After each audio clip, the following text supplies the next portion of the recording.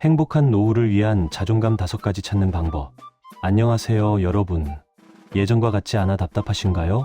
거울을 보면 낯선 얼굴이 보이고 몸은 말을 듣지 않고 주변 사람들은 이제 나를 예전처럼 대하지 않는 것 같아 마음이 무거우신가요? 혼자만 이런 생각을 하시는 게 아닙니다. 많은 분들이 나이가 들면서 자신감을 잃어가고 계십니다. 하지만 여기서 한 가지 명심하셔야 할 말씀이 있습니다. 나이는 단지 숫자일 뿐 진정한 가치는 세월과 함께 깊어진다. 현명한 사람은 나이가 들수록 빛이 난다고 합니다. 오늘 여러분께 그 비결을 알려드리겠습니다. 지금부터 구체적인 방법으로 함께 배워보시겠습니다. 마음을 편히 하시고 귀를 기울여 주세요. 오늘 이 시간이 끝날 때쯤이면 여러분은 자신의 가치를 다시 발견하고 행복한 노후를 위한 확실한 방향을 찾으실 수 있을 것입니다. 첫 번째 방법, 과거의 성취를 기록하고 회상하기. 많은 분들이 나이가 들면서 나는 이제 쓸모없는 사람이야 라고 생각하십니다. 하지만 여러분이 살아오신 세월을 한번 돌아보세요. 과거의 성취를 기록하는 것. 이것이 첫 번째 방법입니다. 여러분은 어떤 일을 해내셨나요? 자녀를 키우셨나요? 직장에서 일을 하셨나요? 어려운 시절을 이겨내셨나요? 이 모든 것이 여러분의 업적입니다. 제가 만났던 한 할머니께서는 80세가 넘으셨는데도 매일 아침 일기장을 펼쳐 젊었을 때 이루었던 일들을 읽으셨습니다. 나는 6남매를 대학까지 보냈다. 나는 어려운 시절 가족을 굶기지 않았다. 나는 정직하게 살았다와 같은 문장들이었습니다. 이렇게 하나씩 적어보세요. 노트를 한 권 준비하시고 매일 하나씩이라도 좋습니다. 여러분이 해낸 일, 극복한 어려움, 도와준 사람들을 적어보세요. 이것만으로도 여러분은 자신이 얼마나 가치 있는 삶을 살아왔는지 깨닫게 되실 겁니다. 두 번째 방법, 새로운 배움에 도전하기. 나이가 들면 새로운 걸 배울 수 없어. 이런 생각 혹시 하고 계신가요? 천만의 말씀입니다. 뇌과학자들의 연구에 따르면 우리의 뇌는 죽는 순간까지 새로운 것을 배울 수 있다고 합니다.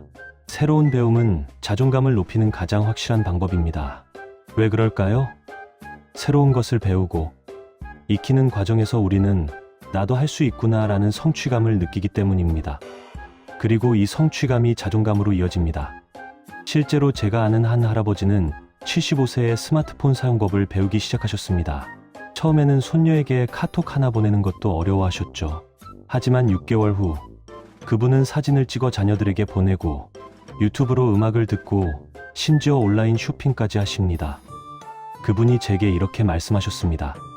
선생님, 나도 할 수 있다는 걸 알았어요. 이제 자식들한테 무시당하지 않아요. 여러분도 할 수 있습니다. 스마트폰 사용법을 배워보세요. 동네 노인복지관에서 하는 수업에 참여해보세요. 악기 하나를 배워보시는 것도 좋습니다. 외국어 단어 하나씩 외워보시는 것도 훌륭합니다. 작은 것부터 시작하세요. 그 작은 성취가 쌓여 큰 자신감이 듭니다. 세 번째 방법, 다른 사람을 돕는 활동하기.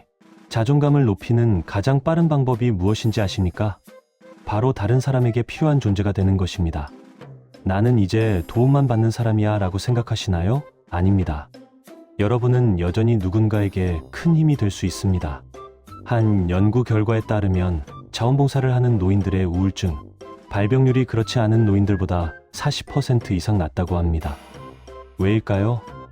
다른 사람을 돕는 과정에서 나는 쓸모있는 사람이구나라는 확신을 얻기 때문입니다. 제가 아는 한 할머니는 매주 목요일 동네 도서관에서 아이들에게 옛날 이야기를 들려주십니다. 처음에는 내가 무슨 이야기를 해줄 수 있겠어 라고 망설이셨지만 지금은 아이들이 그 할머니를 기다립니다. 할머니, 오늘은 무슨 이야기 해주실 거예요? 그분은 이제 당당하게 말씀하십니다. 나는 아이들에게 필요한 사람이에요. 여러분도 할 수 있습니다. 동네 도서관에서 자원봉사를 해보세요. 이웃 독거노인을 방문해보세요. 여러분보다 더 외로운 분들이 많습니다. 손자, 손녀에게 요리를 가르쳐주세요. 경로당에서 새로 오신 분들을 안내해주세요. 작은 도움이라도 괜찮습니다. 그 작은 도움이 누군가에게는 큰 힘이 되고 여러분에게는 자존감이 됩니다. 네 번째 방법, 건강한 신체 만들기. 건강한 신체에 건강한 정신이 깃든다는 말 들어보셨죠? 이 말은 특히 노년기에 더욱 중요합니다. 우리 몸이 아프고 힘들면 마음도 자연스럽게 약해집니다. 반대로 몸이 건강하면 자신감이 생기고 자존감도 높아집니다. 제가 강조하고 싶은 것은 거창한 운동이 아닙니다. 매일 30분씩 걷기, 이것만으로도 충분합니다. 한 70대 할아버지는 당뇨병 진단을 받고 낙담하셨습니다. 이제 나는 병든 사람이야 라고 생각하셨죠. 하지만 의사 선생님의 권유로 매일 아침 공원을 걷기 시작하셨습니다.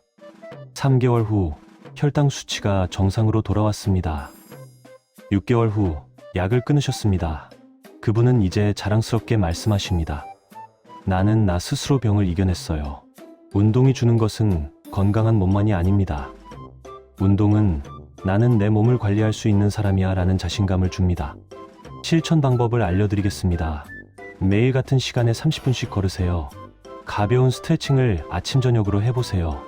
물을 충분히 드세요. 하루 6에 8잔. 잠을 규칙적으로 주무세요. 밤 10시 아침 6시 권장. 건강한 몸은 자존감의 기초입니다. 오늘부터 시작해보세요. 5번째 방법, 긍정적인 자기 대화 실천하기. 마지막으로 가장 중요한 방법을 말씀드리겠습니다. 바로 스스로에게 하는 말을 바꾸는 것입니다. 여러분은 하루에 자신에게 어떤 말을 하시나요? 나는 이제 늙었어. 나는 쓸모없어. 나는 아무것도 할 수 없어.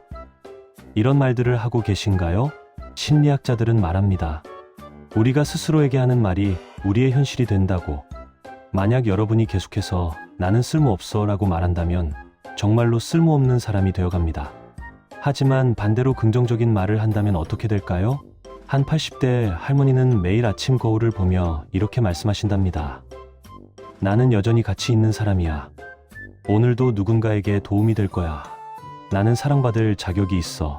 처음에는 어색하고 거짓말 같았다고 하십니다. 하지만 3개월이 지나자 변화가 일어났습니다. 실제로 자신이 가치 있다고 느껴지기 시작했고 주변 사람들도 그분을 대하는 태도가 달라졌습니다. 오늘부터 실천해보세요. 매일 아침 거울을 보며 자신에게 긍정적인 말 3가지를 해주세요. 나는 할 수 없어. 대신 천천히 해보자 라고 말해보세요. 나는 늙었어. 대신 나는 경험이 풍부해 라고 말해보세요. 잠들기 전 오늘 하루 잘한 일 3가지를 떠올려보세요. 스스로에게 하는 말을 바꾸면 인생이 바뀝니다. 결론. 여러분, 오늘 함께 나눈 5가지 방법을 정리해드리겠습니다. 1. 과거의 성취를 기록하고 회상하기. 여러분의 가치를 다시 발견하세요. 2. 새로운 배움에 도전하기. 나도 할 수 있다는 자신감을 키우세요. 3. 다른 사람을 돕는 활동하기. 필요한 사람이 되세요. 내 건강한 신체 만들기. 몸이 건강해야 마음도 건강합니다. 5. 긍정적인 자기 대화 실천하기. 스스로에게 하는 말을 바꾸세요. 이 5가지 방법이 어렵게 느껴지시나요? 걱정하지 마세요. 하나씩 천천히 시작하시면 됩니다. 오늘 하나, 내일 하나, 한 달 뒤에는 여러분 자신이 놀라실 겁니다. 여러분은 여전히 가치 있는 사람입니다. 나이는 단지 숫자일 뿐, 여러분의 경험과 지혜는 세월과 함께 더욱 깊어졌습니다. 행복한 노후는 거저 주어지는 것이 아닙니다. 오늘 여러분이 배운 방법들을 실천할 때 진정한 행복이 찾아옵니다. 오늘 집에 돌아가시면 노트 한 권을 꺼내세요. 그리고 여러분이 살아오면서 이루었던 일들을 하나씩 적어보세요. 그것이 새로운 시작입니다. 여러분 모두 행복하고 자존감 높은 노후를 보내시길 진심으로 바랍니다. 감사합니다. 오늘도 잘 살아오셨습니다. 더 좋은 내일을 위하여 구독과 좋아요 부탁드립니다.